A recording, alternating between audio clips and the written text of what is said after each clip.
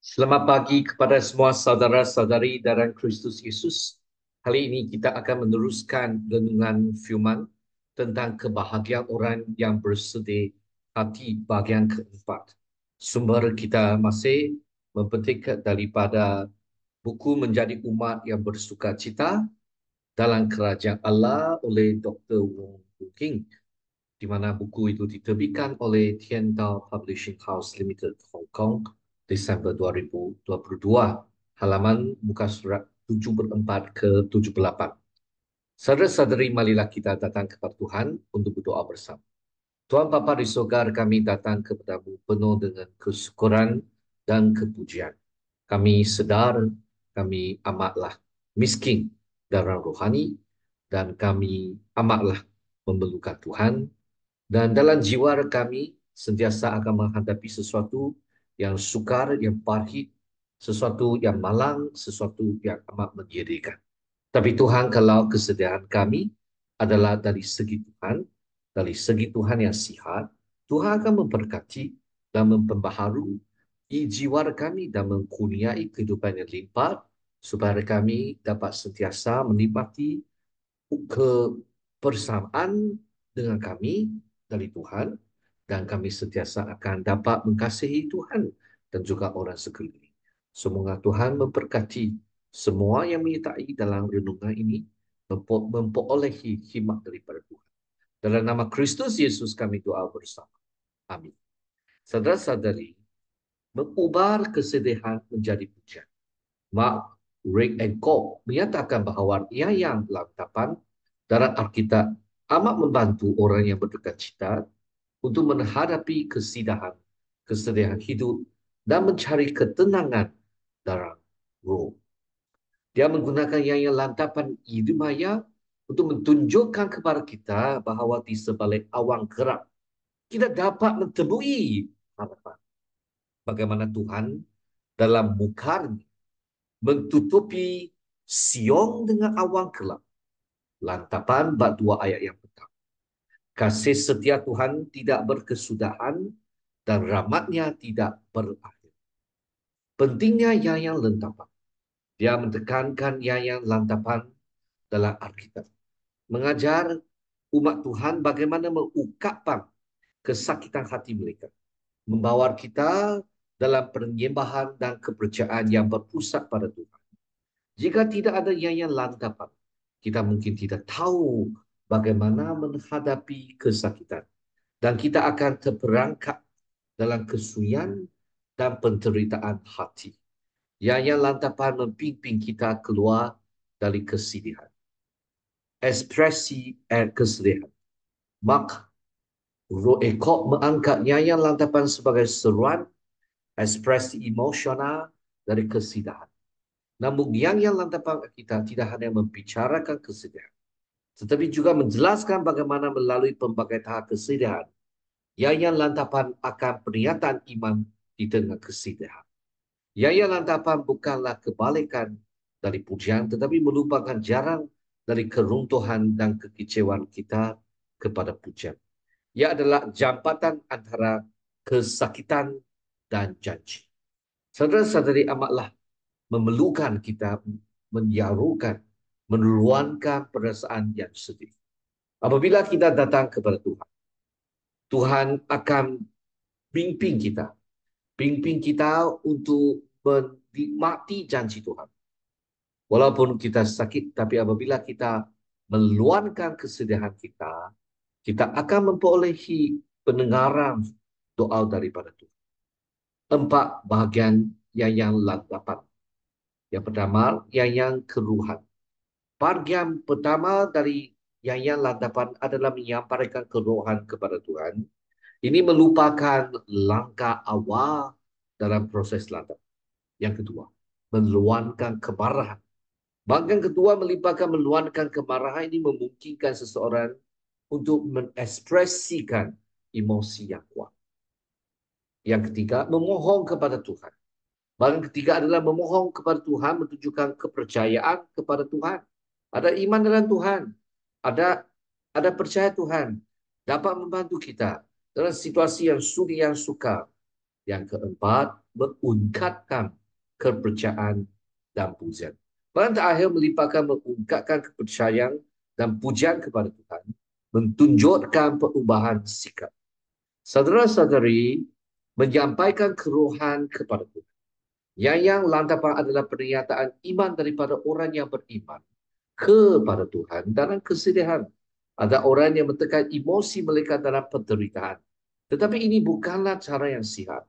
Kita tidak boleh melampiskan kesakitan kita kepada orang lain atau hal-hal lain. Cara penyelesaian yang sihat adalah dengan menggunakan yang lantaran yang disediakan oleh Alkitab. Menyampaikan kesedihan yang betul kepada Tuhan. Mazmur 77 juga kepada kita bagaimana mengadu kepada Tuhan. Saudara-saudari, bukanlah adu itu tidak boleh, tetapi ada cara yang betul. Mengungkapkan pergumuran kepada Tuhan. Penjamur mengungkapkan pergumuran batinnya kepada Tuhan yang begitu murni terhadap apa yang kita berasa tidak senang, tidak muas. Dalam Mazmur bab 77 ayat 2 sampai 4 berfirman, pada hari kesusahan aku mencari Tuhan. Pada malam hari aku mengangkat tangan tanpa henti. Jiwaku enggan dihibur. Aku ingat akan Tuhan dan mengeru akan aku merenung dan semangatku lemah. Engkau menghalang mataku terpejam. Aku terasa resah untuk bercakap. Pemazmur mencari Tuhan di hari kesusahan. Yang mengangkat tangan tanpa henti pada malam hari. Jiwanya enggan dihibur. Yang ingat akan Tuhan dan mengeluh. Semangatnya menjadi lemah saat merenung. Matanya tidak biasa terpejam. Ia terlalu lesah untuk bercakap. Saudara-saudari, marilah kita mengenal, mempelajari butiran pengumuran pemanjur, pemazmur. Pemazmur mengungkapkan penggumuran dengan jelas. Pada malam hari aku mengangkat tangan tanpa henti. Jiwaku enggan dihibur. Aku dan mengerung, aku merenung dan semangatku lemah. Aku terlalu lesah untuk bercakap. Pemazmur telah capai ke satu tahap di mana tidak bolehlah menolong diri sendiri. Dia berdasarkan hati yang sakit, kebingungan dan putus asa yang mendalam. Walaupun orang lain mungkin tidak memahami, dia datang kepada Tuhan dengan iman dan Tuhan tidak menolak jiwanya yang bersedih. Mengungkapkan keraguan kepada Tuhan. Dalam Mazmur bab 77 ayat 7 sampai 9, pemazmur mengungkapkan keraguan melalui segelaganya. Pertanyaan yang mendalam. Apakah Tuhan akan menolak selama-lamanya? Apakah kasih setianya akan berakhir? Apakah janjinya telah habis untuk selamanya? Apakah Tuhan lupa membuka hati? Karena kemukaannya, apakah dia mentahan beras kasih? Refleksi kelakuan. Pertanyaan-pertanyaan ini mencerminkan perkuburan parti pemazmur yang mempertanyakan kesetiaan Tuhan. Kasihnya yang berabadi dan belas kasihannya. Meskipun penuh kelaguan pemazmur tetap membawa pertanyaan-pertanyaan ini kepada Tuhan. Menunjukkan bahawa ia masih mencari jawapan darinya. Apakah Tuhan akan mentolak selama-lamanya? Apakah kasih setianya akan berakhir? Apakah janjinya telah habis untuk selamanya? Apakah Tuhan lupa bermurah hati? Karena kemukaannya, apakah dia mentahan beras kasih? Jadi, pemazmur dia dalam satu refleksi pemikiran kelakuan. Pertanyaan-pertanyaan mencerminkan perkuburan parti pemazmur yang mempertanyakan kesetiaan Tuhan, kasihnya yang berabadi dan beras kasih. Meskipun penuh keraguan, pemazmur tetap membawa pertanyaan-pertanyaan ini kepada Tuhan. Menunjukkan dia masih ada percaya kepada Tuhan.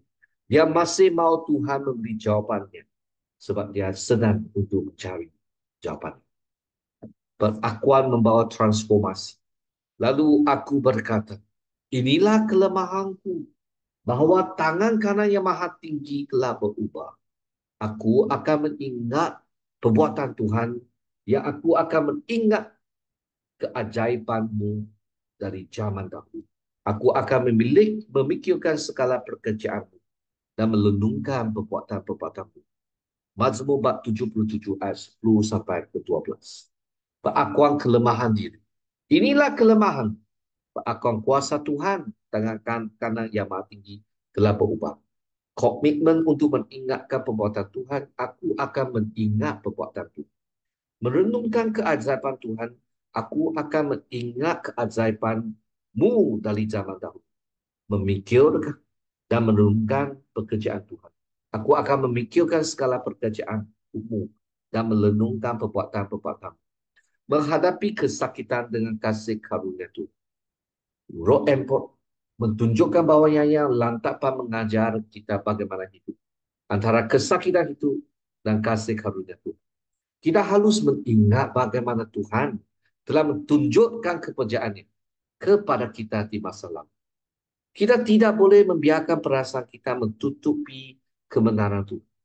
Ini sini pemajmur mendapati bahawa rantapan yang berpanjangan bukanlah kelemahannya, tetapi dia halus bangkit dari keputusannya sendiri dan masuk ke dalam kebenaran. Karena dalam terang kebenaran ini dapat dilihat makna dari pengalaman kesedihan. Perubahan dalam kesedihan. Sekarang aku bersuka cita bukan kerana kamu bersedih, tetapi kamu kesedihanmu membawa kepada pentaubat. Kepada kamu bertukar cita sebagaimana dia dikehendaki Tuhan, sehingga tidak ada keraguan padamu. Karena kesedihan yang sesuai dengan kehendak Tuhan, membawa pentaubatan yang membawa kita kepada keselamatan dan tidak menyebabkan penyesalan. Tetapi kesedihan duniawi menghasilkan kematian. Dan di sini kita perlu membezakan sama ada kesedihan ini sesuai dengan kehendak Tuhan dan yang akan membawa pendapatan.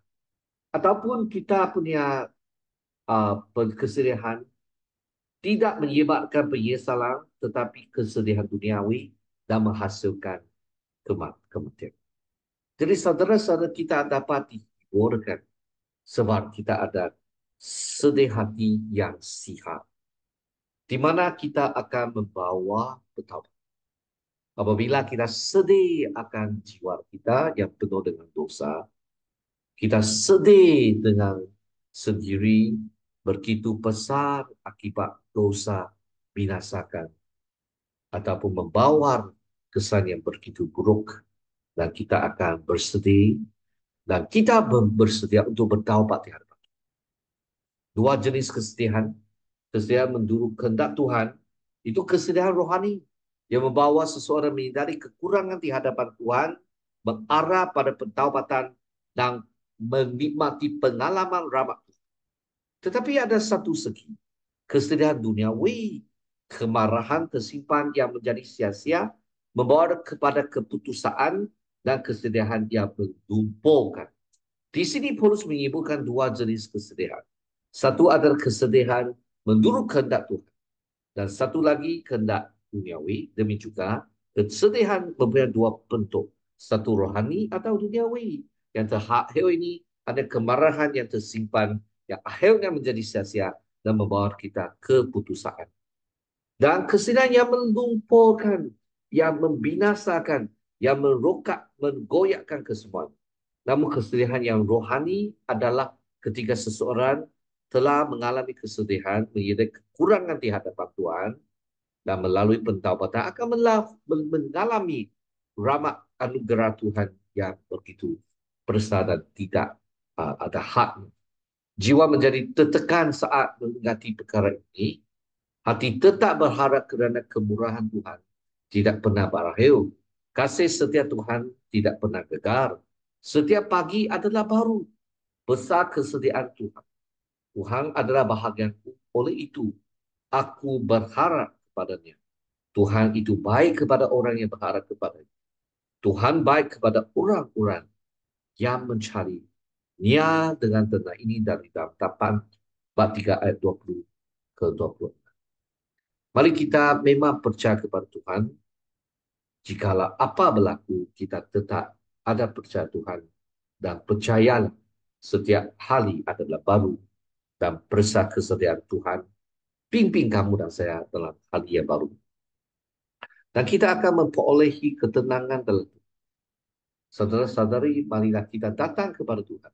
Yeremia mengemukakan harapan. Dalam nyanyian lantapan ini, kita melihat bagaimana Yeremia mengemukakan harapan di tengah kesedihan dan keputusaan. Semua ini berdasar daripada kasih dan beras kasihan Tuhan yang tidak pernah berhenti. Dan iman yang baru setiap hari. Pengalaman penderitaan sentiasa sering membawa kita kepada hak kita. Dan tetapi kasih Tuhan itu tidak ubah. Asal kita percaya dan kita akan masuk ke dalam kasih Tuhan. Di tengah-tengah kesedihan Yeremia itu berpegang pada Tuhan, mengakui Tuhan adalah bahagianku. Kecuali seseorang mendapat pencerahan kebenaran ini, mereka akan terus mencari kepuasan dari dunia ini. Tuhan menjadi ganti pengakuan Yeremia tentang Tuhan datang pada hari-hari suka dalam hidupnya. Orang yang bertukar cita boleh berberakhir kerana mereka menemui Tuhan dalam kesedihan. Mereka mengenali rahmat anugerah kasih sayang, iman dan kekuatan Tuhan. Inilah membolehkan seseorang mengalami transformasi dalam hidup dari miskin menjadi kaya. Tuhan membebaskan mereka dari dunia yang penuh penderitaan, dibawa ke negeri yang mulia dan menikmati kelimpahan rahmat. Hidup dalam pemberian Tuhan tanpa kesakitan, air mata dan kematian.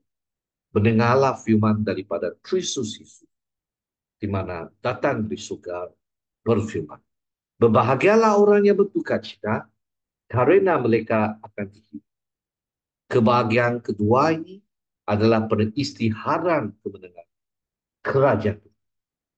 Tuhan telah datang dari surga untuk masuk ke dunia ini, membangkitkan kuasa kebangkitan Kristus Yesus dan membawa sukacita dari surga.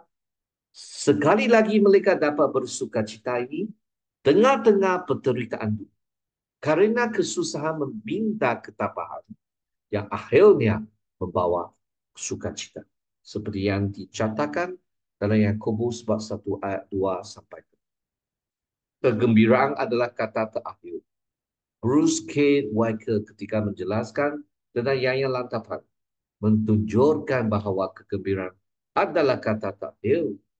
Ini mentegaskan bahawa meskipun ada kesedihan dan penderitaan, pada akhir kegembiraan akan menang. Soleh Kikaku di gereja Forfuk di Copenhagen mentinggalkan kepada Ayu dan semua orang yang bersedih satu kenyataan iman yang mendalam yang menyatakan saya percaya bahawa Tuhan yang besar memiliki rahmat yang cukup untuk merangkul seluruh hidup kita dan semua kerohan kita. Dan dia dapat membawa kita melewati kegelapan ke sisi yang lain. Pernyataan ini menekankan keyakinan, kepercayaan, keimanan bahawa kasih dan rahmat Tuhan lebih besar dari segala penderitaan.